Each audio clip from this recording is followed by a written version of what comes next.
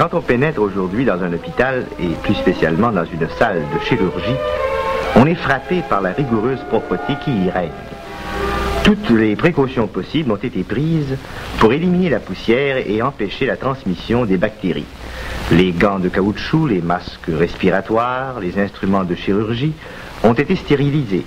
Et du début à la fin de l'opération, le chirurgien et ses aides travaillent dans des conditions parfaitement aseptiques. Aussi, la mortalité post-opératoire d'origine infectieuse a-t-elle été réduite à un taux à peu près nul. Cette victoire, l'une des plus importantes de celles qui ont contribué à soulager l'humanité et à reculer les frontières de la mort, est apparue assez tardivement dans les hôpitaux. Si les hôpitaux sont les champs de bataille de la médecine, les véritables champs de bataille ont été de tout temps, eux, les laboratoires à ciel ouvert de la chirurgie. Alors que la médecine dite scientifique ne s'est constituée que dans la seconde moitié du XIXe siècle, après les travaux de Claude Bernard, l'art de la chirurgie est aussi vieux que le monde. Les fouilles archéologiques nous ont permis de récupérer des crânes qui datent de l'âge de pierre et sur lesquels avaient été effectuées des trépanations. De la même façon, les momies égyptiennes ne laissent aucun doute sur la variété des interventions chirurgicales que l'on connaissait à l'époque. Ablation de tumeurs, circoncision, réduction de fractures, etc. Une bonne partie du papyrus Ebers est consacrée à la description de ces interventions ainsi qu'aux soins à donner après l'opération. Les fouilles ont amené au jour un grand nombre d'instruments d'usage chirurgical probable: ciseaux de bronze, lames de scie, rasoirs, couteaux droits ou convexes. L'antiquité de la chirurgie s'explique aisément par la nature même de cette spécialité qui est avant tout d'ordre pratique. Autant on a besoin d'une théorie médicale pour traiter convenablement le diabète, autant la théorie est inutile lorsqu'on se trouve en présence d'un individu dont la jambe a été fracassée. On l'ampute, voilà tout. Et c'est ainsi que la période égyptienne correspondant aux travaux gigantesques d'érection des monuments a été une période de nombreux accidents de travail, donc de chirurgie poussée. Les techniques chirurgicales sont aussi plus faciles à transmettre, car elles font fi des spéculations philosophiques et ne requièrent que le coup d'œil et l'habileté technique. Aussi la Grèce a-t-elle hérité du savoir égyptien, et dès le Xe siècle avant notre ère, les chirurgiens professionnels ambulants exerçaient leur métier et étaient attachés aux armées, ce qui leur donnait l'occasion, comme nous le dirions aujourd'hui, de rencontrer de beaux cas et de perfectionner leur art.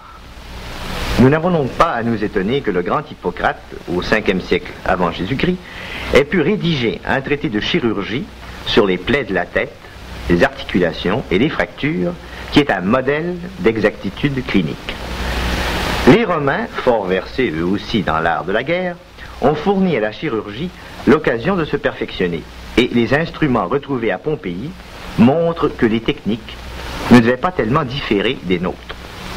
Après la chute de l'Empire romain au 5e siècle de notre ère, le savoir chirurgical se conserve dans des écoles comme celle de Salerne, en Italie, où les textes arabes pénétreront au XIe siècle. À son tour, cette école influence celle de Bologne, puis celle, célèbre durant tout le Moyen-Âge, de Montpellier.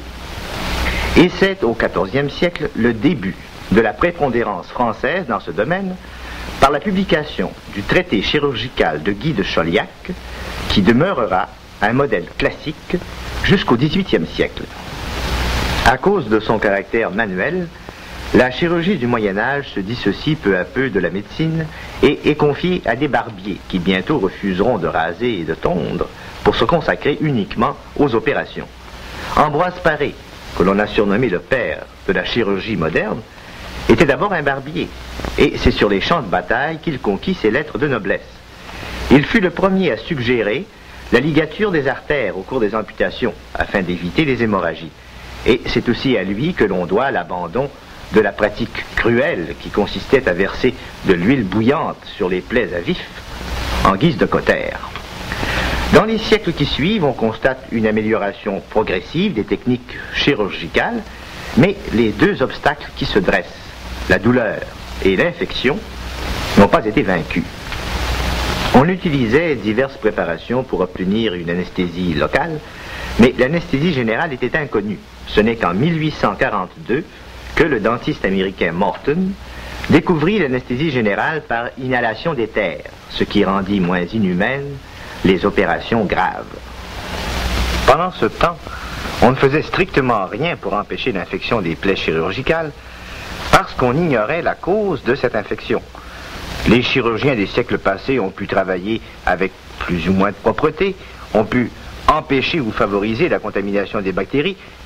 Ils le faisaient de façon empirique, sans savoir pourquoi. Aussi est-il inutile de chercher avant le 19e siècle des précurseurs de l'antisepsie.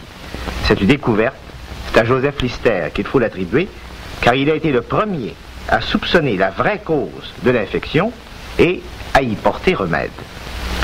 Lister était né en Angleterre en 1827 d'un père qui s'est rendu célèbre par le perfectionnement de la lentille achromatique et du microscope composé.